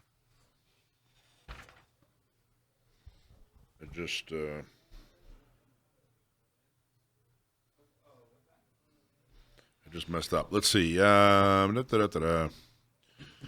Manny's on YouTube with us. And he confirmed about his wife winning the election, like you mentioned. Oh, good. Good. Congratulations. Navy Talk, Gun Deck, John's Talk from the Symposium, Mike White. That'll be a great video. Yeah, okay, so the Symposium videos are going to go up here, what, Rich, next couple of weeks? Release the Kraken. That'll be a great video. I have a question. Mike White, 2A Advocacy, has a question. I have a question. What can the Supreme Court do when the states flip them off and do what they want anyway? So it's got to make its, I'm not an attorney, it's not legal advice, but it's got to make its way back up to the Supreme Court, and then they can overrule everything. If you ask the Ninth Circuit, they're not flipping off the Supreme Court. They're like, hey, this is the way we interpret it. This is how we read it. So it's not like they're saying, hey, you know what? We disagree with the Supreme Court and we're not going to do what they say.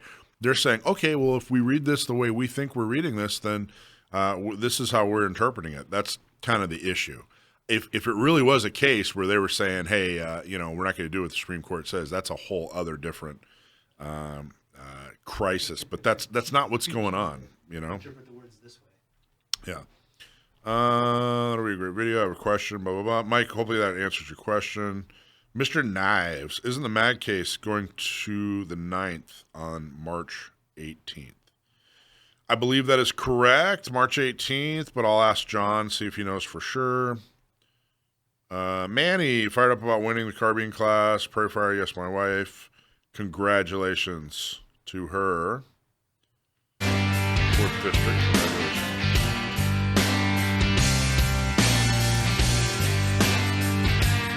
Radio FM 96.1, AM 1170. The Answer. Hey, do you belong to a member-based organization with a bad website? Looks old, it's hard to use, it just doesn't help your organization grow? Well, maybe you didn't know, but Sage Tree specializes in helping member-based organizations. They help SDCGO and have also helped other companies like the YMCA, National City Chamber of Commerce, and a lot more. They can help you with your website, membership dues, and emails and social media. Leave frustration behind and call Sage Tree today. Getting started is easy.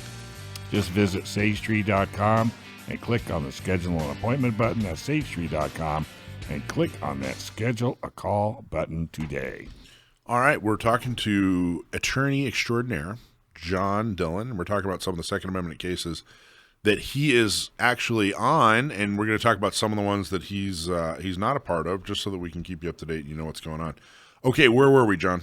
By the way, before we go anywhere, someone on the video chat or in the YouTube chat wants to know, they think that the Duncan case is going. There's going to be arguments on March 18th. Is that right? Yeah, that sounds right. Okay, cool. Yeah. All right, go ahead. Where were you at in the process here? What were we talking about? Or what do you want to talk about next? I think the last thing we mentioned was the fact that California is thinking that it's acceptable or constitutional to require people to become employees of the state or federal government in order to exercise their right. But yeah, so that's the Chavez v. Bonta case, the challenge to their 18 to 20-year-old adult ban on purchasing firearms. So and that's moving forward. Now, what do you think about that? Do you think that the other side is just like, well, we just don't want people to have guns, so we're just going to try to make a case and see what sticks? Or do you think they actually believe that? I mean, how does the other side not see that, look, if it's a requirement to be in the government to have a gun, that's clearly a violation of the Second Amendment? I mean, what do you think it is? Like, philosophically, where are they? I think fundamentally you have a group of people whose their foundation is that they want less guns overall. So whatever mechanism that they can implement that will guarantee that there will be fewer firearms in the public's hands, the better.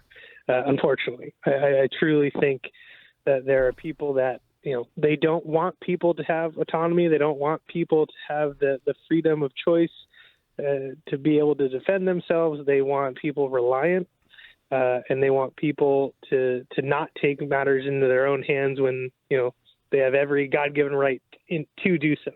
It's just, unfortunately, I think you have a complete split on a way of thinking about life in general. So you think that they, and when they're, in the shower, brushing their teeth in the morning, thinking to themselves and being real honest, do you think that they're thinking to themselves, well, clearly this is not what was intended, and clearly this is a violation of the Second Amendment, but I just don't like guns. I don't want people to have them, so I just have to come up with some kind of argument.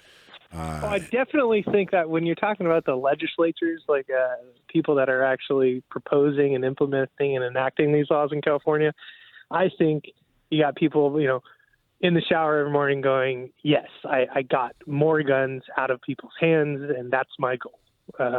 I don't think I think in their own head they have some virtue signaling going on, but I think fundamentally is they like the fact that they are in control and they want to assume more control over others, unfortunately.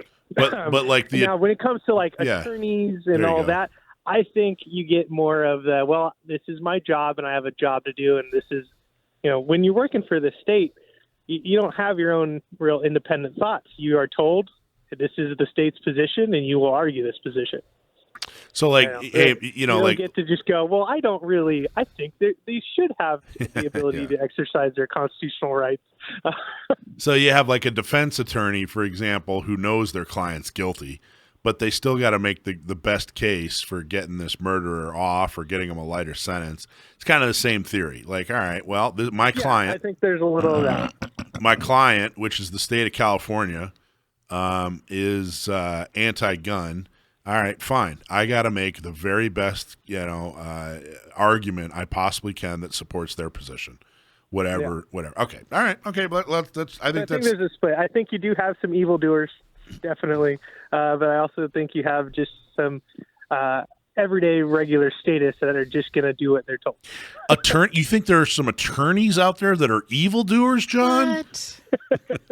As an attorney, I can personally guarantee it. Hey, why don't sharks attack lawyers in the ocean? Yeah, professional courtesy. Professional courtesy. That's right. All right. Okay. So what's another case? Let's talk about another case. Give us a status. So I think another case that we can bring up is the Rena v. Bonta case. Good. And that was the challenge to California's handgun roster restrictions. So again, for those who aren't all familiar with it all, basically, if you wanted to buy a handgun in California from a licensed dealer, it had to be that exact make, model, barrel length, color, everything had to be listed on what the handgun roster in California in order to be legal to be sold here. And to be on the roster, you had to have a number of things that were implemented on the gun. One was a magazine disconnect, one is a loaded chamber indicator, and the third and final one was micro-stamping. Now, micro-stamping is a theoretical technology that's never been implemented in a firearm, but basically the theory is they laser engrave the serial number of the gun onto the firing pin or the extractor, and that would then, anytime you shoot that gun, it will imprint the serial number onto the casing of your cartridge, and when it ejects, and they can track down that bullet. Now, that's the theory. Like I said, it's never been done. But the problem being in California, if you didn't have this micro-stamping law, you could not add a gun to the roster and have your gun sold in California, which basically meant that for years, no new guns were being added to the roster. And, these companies, they're continually innovating, making new improvements on their firearms. So the state was essentially forcing people in California to use 30-year-old model guns, like guns that were invented 30 years ago that have been improved a number of times over, and their justification was, these are the safe guns that are on this list, and these newer guns that have newer technology and are made better and have all these improvements. No, those aren't safe. They're the unsafe. They don't have the made-up technology. And by the way, if you're a cop, you can have an unsafe gun. Oh yeah, and a cop clearly, because when you're an employee of the state, magically things that are not safe become safe. and that's just the common sense. We all know this. So the great thing is it was challenged, and the court ruled in favor of the plaintiffs in that and struck down the micro-stamping provision of the handgun roster and kind of left open to further discussion the magazine disconnect and loaded chamber indicator. The state appealed, obviously, because they love to do that. And they had their oral arguments, I think, back in August of last year. So we're just waiting on the panel argument there for that case. So that's why you're seeing the Hellcat is now for sale in California, because it doesn't have to have a micro stamp. You're seeing the SIG 365. What else? What else is on the roster now? Companies have been able. Max 9. HK's just got on the roster. VP 9. Yeah. So there's been a good amount being added, and this is the thing. So these companies, they're able to alter their firearms to throw in these magazine disconnects and loaded chamber indicators. Now that the micro-stamping restriction is gone, it actually allows for guns to be added to the roster again. So that's why if you saw any of these 365s or anything like that, and you're wondering like why all of a sudden are there new guns, this is the case that did it. And they actually had at our gun show, you could pick up and handle a Hellcat, you could pick up and handle a SIG 365. Oh, I got a 365 immediately. Good. Yeah, they're great. Don't forget to mention though the exorbitant fee that these manufacturers have to pay to the state of California to allow their firearm to be tested to be deemed safe and added to the roster, which is why you only see their more popular ones offered in California. Yeah. Like 10 Gs so the companies are only going to sacrifice the funds and the time and effort to get the most popular gun that they have on there, because otherwise it's just not worth the cost. And it takes a long time. You got to send out multiple models of your firearm to be tested out to, I think it's out in Illinois, one of the testing centers for this stuff, and they do all sorts of stuff to your gun and. And if you pass all that and pay all the fees, then you can be worthy of being added to the roster. A few years ago, I did an article on one of the labs, and there were two labs. One of them was in Maryland. Interviewed him, talked to a rep from the lab, and guess how many pistols had failed the test? Oh, I have a guess. Well, let's hear it. 0, not one. It's such a scam. They're just taking money. It's such a scam. Anyway, sorry. What's another? We got about 2 minutes. What's one last case you want to touch on? Another one. Let's see. What would be good? Oh, you know what? This is a good one because it is also one that we got a really good decision on. Was the Linton v. Bonta. This is actually one of the most recent wins that we've had in the courts. But this is a whole process about. California restricted people being, if you're a convicted felon, you're prohibited from owning and possessing firearms for life, right? Now, there's a bunch of instances where people in other states, got convicted of a felony, a nonviolent felony, and then later on, that record in their state was wiped clear. They got, fixed their lives, did everything they needed to do to where their home state, I'm just going to say, let's say Arizona said, look, you've done everything you're supposed to do. We're wiping your record. You're no longer considered a felon anymore for this crime that you committed. It's gone from your record. Now, let's say that person then would come and move to California because they got a new job and all that. Well, California says, no, we don't acknowledge that fact that the home state wiped your record. We still consider you a convicted felon, and we're still going to prohibit you for life. And so California wouldn't acknowledge the fact that, all these people who did what they needed to do to correct their history, their record, and, fix their lives. California just completely ignored the fact that the home state, the ones that actually put the original prohibition on these individuals, wiped the record clear, and they continued to deny people their Second Amendment rights. So we won. In that case as well, the district court ruled in their favor, saying there's no historical tradition to be able to do that. And so the court ruled in the plaintiff's favor in that one. That was a big win. Big win. Thank you, John Dillon. You're the man. Thank you, John. All right, guys. Good having you back. Hey, this is Gun Owners Radio, FM 96.1 AM 1170. The Answer. As you know, Mike Lindell has a passion to help us get the best night's sleep of our lives. Now, after he invented the world... He's about to knock it out of the park. Don't say it on the air. I'm just going to look with my eyeballs. There's no question. Look with my eyeballs. That he's going to get that question. Oh. Yeah. This might be the only one ever submitted that I can answer. That's questionable.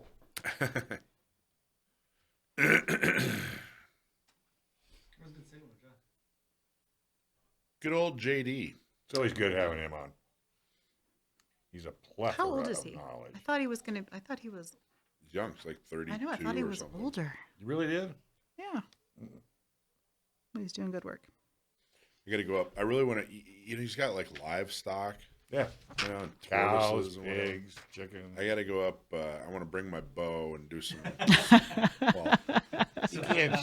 He's got He had livestock. I'm gonna shoot at his tortoises. He's got an archery range out there, so I want to bring my bow and do a little archery, and then drink some of his raw milk and eat it. He killed a pimento cow. loaf. Probably not gonna. I don't think he has any pimento loaf. Bet he does. I'll bring some pimento loaf.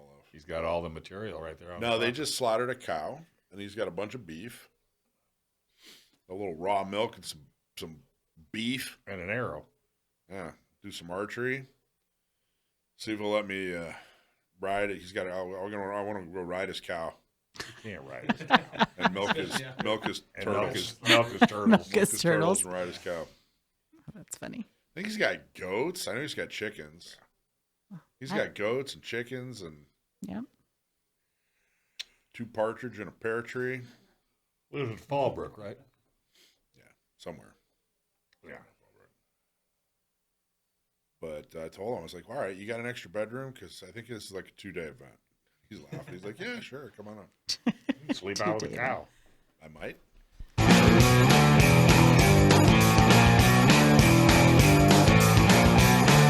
All right, folks, welcome to Gun Owners Radio, FM 96.1 AM 1170. The Answer. Hey, thank you again to Condor Outdoor for the generous prize donation for the San Diego Gun Show.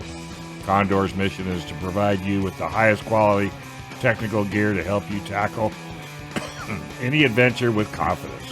Whether you're a military professional, law enforcement officer, or simply an avid outdoorsman, Condor products are designed to be versatile, durable, and above all, reliable. So if you're looking for the best in tactical gear, look no farther than Condor Outdoor. Use discount code GOR for a 15% discount off the website. That's CondorOutdoor.com. And don't forget, GOR for a 15% discount. All right. Time for everybody's favorite segment. Stump My Nephew with my nephew Sam the gunman. Sam, you there, bud? Yeah, how are you guys? Doing fantastic. I got to tell you, I'm going to put a ton of pressure on you if you don't knock this one so far out of the park, like a 480-foot homer. You will be the hardest on yourself out of anybody, but this is going to you're going to absolutely nail this. How's that for pressure? I hope so with that introduction. I know, right? All right. So do you want any I think that's enough build up. Let's go ahead and give you the question. Are you ready for the question? Sure, let's have it. Do you want to read it? Sure. All right. So Paul from San Diego asks, what 1980s bullpup rifle is famous for its compact design and frequently appears in science fiction movies and shows? Paul from San Diego, thanks for writing in. What 1980s bullpup rifle is popular in science fiction movies and shows for its compact design? Well, that's a very open-ended question. It could have multiple answers. It's got one answer. Well, that was the fashion at the time. Was the answer rifles in the 70s and 80s. So what I think he's going for. You're being polite. This is a slam dunk. Well, no, there are multiple bullpup rifles that have appeared in a lot of science fiction shows and whatnot. But if he's talking about Stargate SG-1, then he's talking about the FNP-90. Nope. Whereas if he's talking about certain other films, which I mean I can't name them off the top of my head. I haven't seen a lot of movies. He wants to. I think Stargate was 90s. He's talking about the 80s. I think it was 90s. Someone correct me. The 80s bullpup. The Steyr AUG. There you go. Talking about the Steyr AUG, that's from the 70s. Actually, you're right. The Steyr AUG. What does AUG stand for? I'm going to translate it from the German Universal Military Rifle. Yeah, Army Universal Gewehr. Or Universal Army Rifle. Designed in the late 70s and introduced in 1978, the Steyr AUG was one of the first widely adopted bullpup rifles. Its distinctive design, with the action and magazine located behind the trigger group, allows for a shorter overall weapon length without compromising the length of the barrel, which maintains accuracy and range. The futuristic appearance of the AUG has made it a popular choice for films, television shows, and video games that require a modern or sci-fi aesthetic. It just seemed like in the 80s, like every space-aged, gun, every show out there that needed a space-aged gun had a Steyr AUG, and it was just all over the place. It was in a bunch of stuff in the 80s. I think it was in, was it in RoboCop? I'm pretty sure it was in The Running Man. I think it was in RoboCop. You are correct about RoboCop. Yes, it was. But so it was a Barrett. I disagree with the premise of the question a little bit because it's not from the 80s; it's from the 70s. Well, the Austrian Army adopted it in 1977. You know what? What 1980s bullpup rifle is famous for? I think you're right. I think they were just referring to. They should have rephrased the question. In the 80s, what bullpup? Yeah, obviously it's that one. I knew which one. Like when you say bullpup from 80s movies, it's got to be that one. I remember it the most from, or at least it had the most play in Die Hard with Bruce Willis. There you go. You get to see that's just. I mean, it's a good action movie, and this is coming from someone who isn't big into action movies.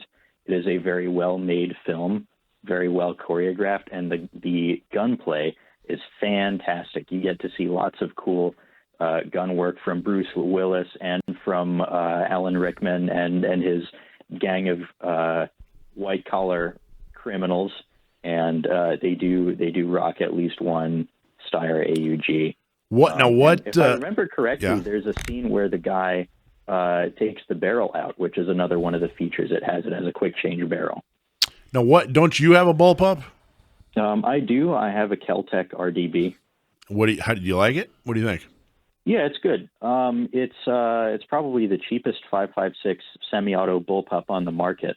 But I bought it partially as kind of an experiment because I had heard, I had read on blogs and stuff when I was in high school that people don't like bullpups because they're used to the AR-15, and so I figured, well, hey, if someone started with a bullpup platform and then moved to the AR-15, would the controls be more ergonomic? Because we gun guys like to complain about everything, and even when we don't have something to complain about, we make it up.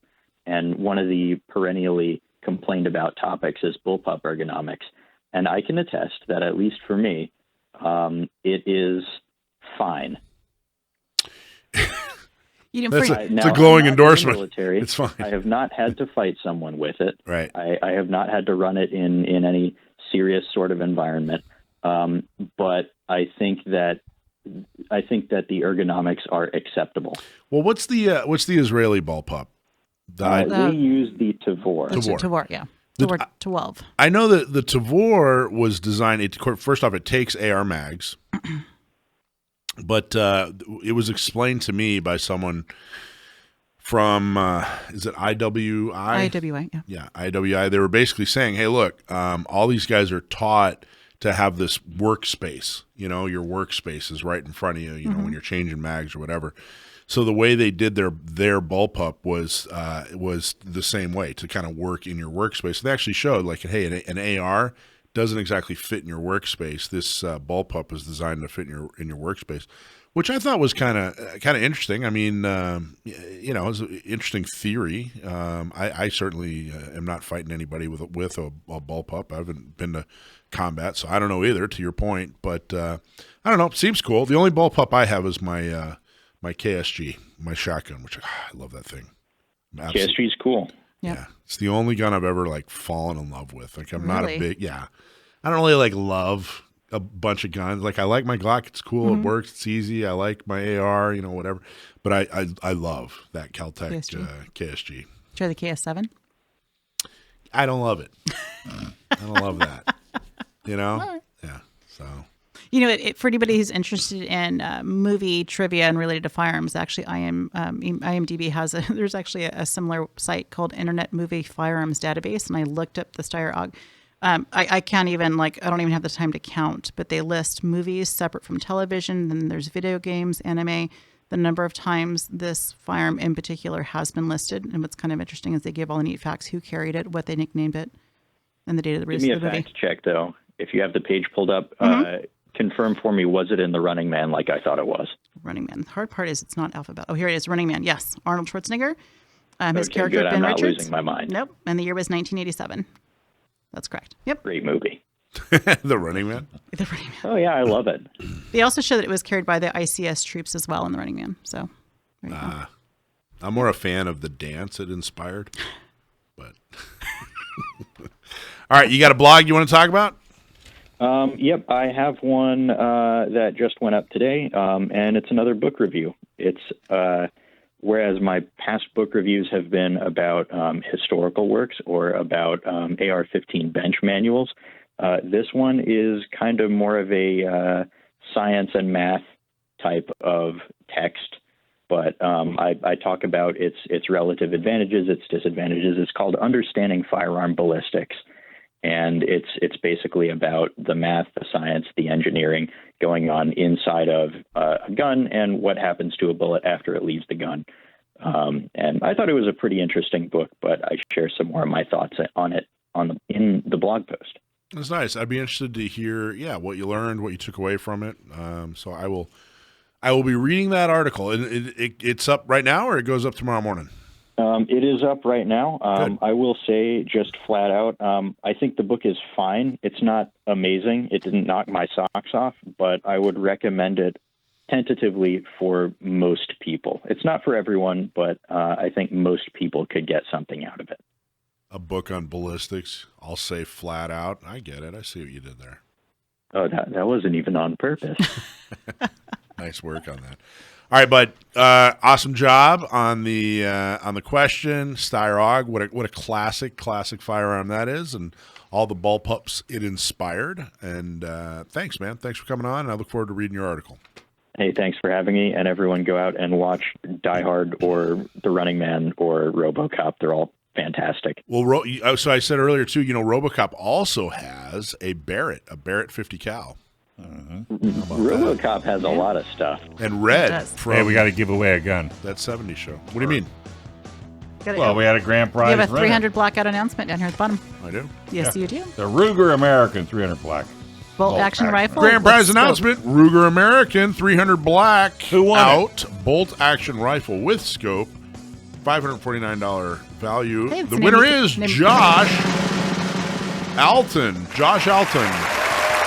Congratulations. Thanks for watching this episode from Gun Owners Radio. If you're watching mainstream media, you're not getting the truth about guns and the Second Amendment. Gun Owners Radio is the easiest way to stay on top of the Second Amendment fight, the fight for your self-defense rights. You can watch our live stream on YouTube every Sunday from 4 to 6 p.m. California time, or if you're in San Diego, AM 1170, FM 96.1, The Answer. We're also available on your favorite podcast platform. Just do a search for Gun Owners Radio and you'll find our show. Don't forget to support our sponsors. Click on the links in the show notes and support the businesses that support your Second Amendment rights. Like and subscribe to help defend and restore the Second Amendment, not just in California, but across the country.